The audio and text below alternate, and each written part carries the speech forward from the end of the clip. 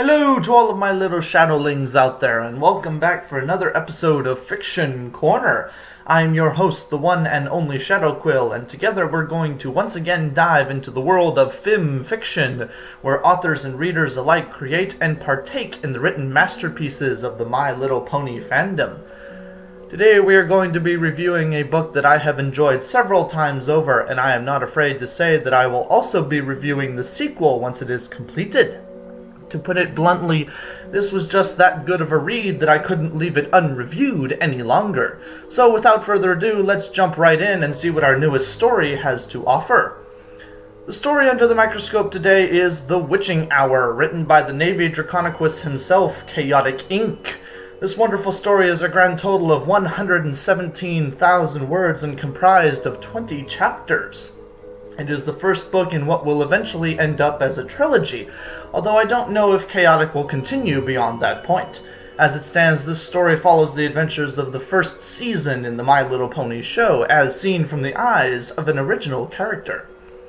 Midnight Storm, a dragon pony hybrid known as a Kirin, has been shunned for most of her life because of her heritage, although she hopes that by moving to the town of Ponyville, she can escape the fear and rejection that has plagued her all her life. You see, because of her mixed parentage, Midnight doesn't look much like a regular pony, to the point that she has more in common with Nightmare Moon than the general population.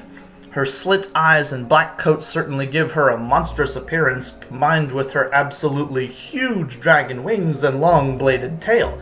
Yet when Twilight Sparkle sends Princess Celestia a letter to share her findings about the hybrid, something strange happens that is kept hidden from the main six.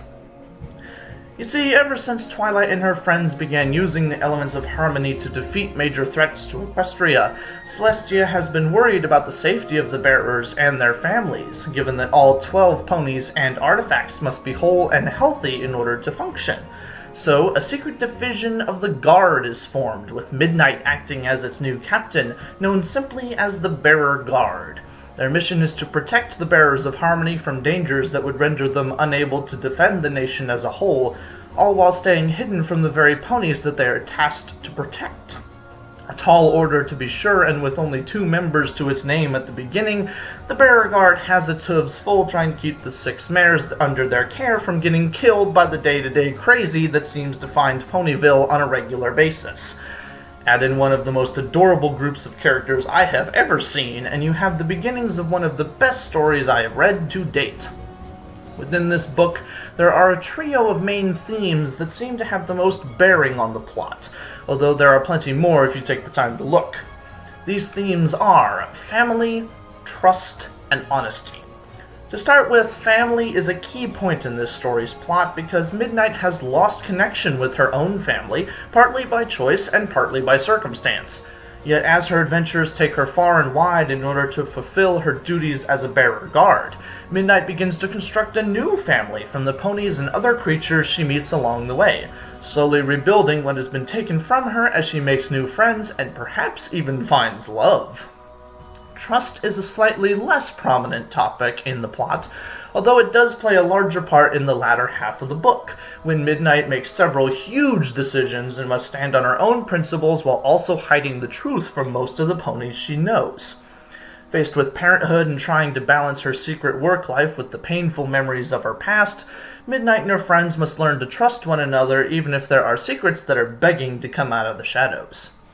Speaking of secrets, this is where honesty comes into play, given that most of the characters have a secret or 3 that they don't want others to know about, at least until the plot demands that they no longer have a choice. Yet one of the lessons I personally resonated with was that honesty has a place in our lives, as much as Applejack might argue the contrary, and that there are times when telling the truth could prove to be harmful instead of helpful. Learning where that line lies is how to tell when it is time to share is one of the hardest lessons children and adults alike struggle to learn. All in all, this book was a treat to read, even if its close following of the show's storyline proved to be a bit predictable at times. Yet there were plenty of surprises that I never saw coming, and it was because of the episodic nature of the plot that they caught me out of the blue every single time. I enjoyed this book even after reading it again and again because the characters, pardon me, were relatable, the plot was engaging, and overall the writing proved to be some of the clearest cut I have ever seen when it came to keeping my attention. Alrighty then, thank you for watching my review of The Witching Hour, and if you want to see more, be sure to subscribe, leave a like, and ring that bell for notifications. I hope to see you all next time, and I look forward to hearing from you in the towel section below. I plan to do the review for the second book in the series later on this month if I can find the time, marking the first time I have done 2 books from the same author, although I don't know if I'll get any other videos done in the meantime. Anyways, now that we have that taken care of, it's time for the standard farewell and a shameless self-promotion for my books over at FimFiction. Links for both this story and my own author's page will be in the description below, so make sure to check them out and show Chaotic Ink the proper support he deserves for writing such an amazing story. Now, without further ado, this is Shadow Quill, Messenger of the Moon, signing off.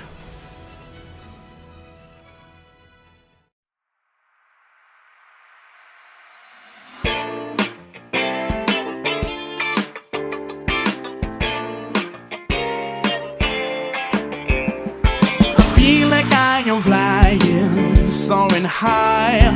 Nobody can bring